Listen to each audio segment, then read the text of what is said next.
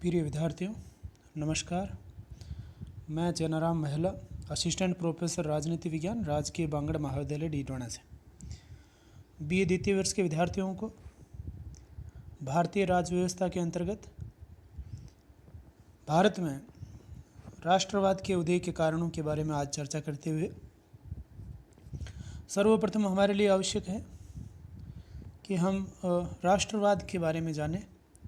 राष्ट्रवाद की भावना या राष्ट्रवाद वास्तव में होता क्या है। एक राष्ट्र के अंदर रहने वाले लोग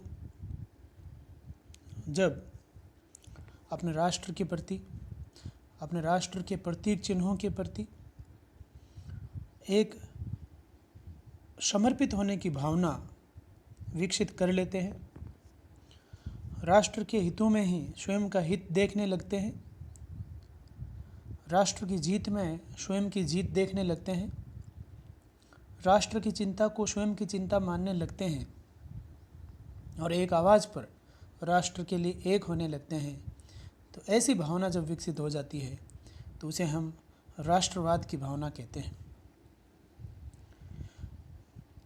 राष्ट्रवाद एक भावना तथा विचारधारा दोनों ही है।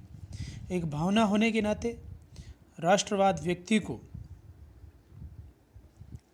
अपने राष्ट्र के प्रति समर्पित होने को प्रेरित करती है और अपने व्यक्तिगत हितों को त्याग कर राष्ट्र हित को प्राथमिकता देने की बात करती है। एक विचारधारा के रूप में राष्ट्रवाद एक राष्ट्र के व्यक्तियों को एक स्वाधीन राजनीतिक प्रणाली के रूप में रहने तथा उस राष्ट्र को किसी अन्य राष्ट्र के अधीन नहीं रखने की प्रेरणा देती है। तो राष्ट्रवाद एक विचारधारा के रूप में हम देखें तो उसमें जब भारत वर्षों तक गुलामी की बेड़ियों में जकड़ा रहा तो कैसे भारत में राष्ट्रवाद का उदय हुआ। स्वाभाविक है, जब भारत के लोग राष्ट्रवाद के बारे में जानने लग गए तो भारत जो है उसके निवासियों द्वारा उस पराधीनता का, उस गुलामी का विरोध करना वो एक स्वाभाविक प्रतिक्रिया मानी जा सकती है। तो भारत में राष्ट्रवाद का उदय कैसे हुआ, क्या क्या कौन कौन से ऐसे कारण उस समय रहे होंगे जिनकी वजह से भारत में राष्ट्रवाद का उदय हुआ और जिसका नतीजा फिर हमने आज़ादी के रूप में सामने देखा। सबसे पहला कारण जो निकल कर सामने आता है वो है 1857 का स्वतंत्रता संग्राम। 1857 में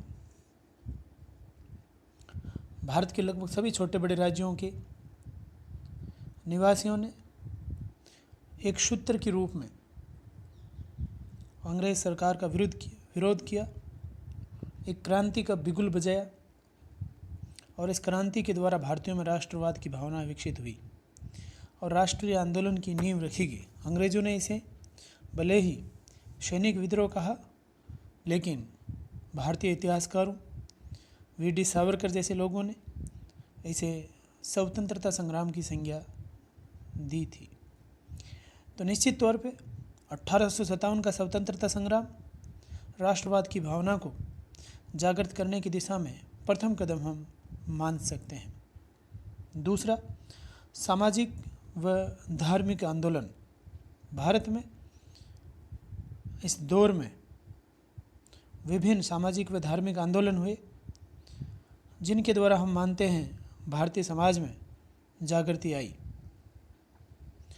भारत में राष्ट्रवाद के उदय में 19वीं सदी के सामाजिक एवं धार्मिक सुधार आंदोलनों का मुख्य योगदान है।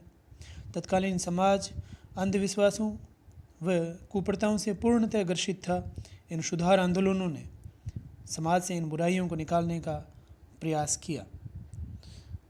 ये सुधार आंदोलन इस प्रकार है। प्रथम, ब्रह्म समाज। राजा राम मोहन राय द्वारा 1828 में ब्रह्म समाज की स्थापना की गई। इसमें सती प्रथा, बाल विवाह आदि के विरुद्ध आवाज़ उठाई गई, स्त्री शिक्षा पर बल दिया गया। राजा राम मोहन राय जीवन व व्यक्ति की स्वतंत्रता के प्रबल समर्थक माने जाते थे। प्रेस की स्वतंत्रता की भी उन्होंने आवाज़ उठाई। इसी प्रकार आर्य समाज, स्वामी दयानंद सरस्वती ने 1875 में बम्बई में आर्य समाज की स्थापना की। उसके बाद संपूर्ण भारतवर्ष में इसकी शाखाएं स्थापित हुई। स्वामी दयानंद सरस्वती का वैदिक धर्म में अटूट विश्वास था। उन्होंने वेदों की ओर लौटो का नारा दिया और देशवासियों में राष्ट्रवाद की भावना भरी। उनका ये कहना था कि विदेशी राज से स्वदेशी राज अच्छा है, चाहे उसमें कितनी ही बुराइयां क्यों न हो। और उन्हीं ने ये बात कही कि भारत भारतीयों के लिए। इसी तरह रामकृष्ण मिशन स्वामी विवेकानंद द्वारा 1897 में रामकृष्ण मिशन की स्थापना की गई। इसमें भारतीय संस्कृति का गौरवपूर्ण चित्रण जनता के समक्ष प्रस्तुत किया गया। 1893 में शिकागो में हुए विश्व धर्म सम्मेलन में स्वामी विवेकानंद जी द्वारा वैदिक धर्म की श्रेष्ठता साबित की गई और प्राचीन भारतीयों को उन्होंने अपनी सभ्यता व संस्कृति पर गर्व करना सिखाया। इसी तरह थियोसॉफिकल सोसाइटी 1875 में मैडम ब्लावत्स्की व कर्नल एलकोट ने न्यूयॉर्क शहर में इसकी स्थापना की।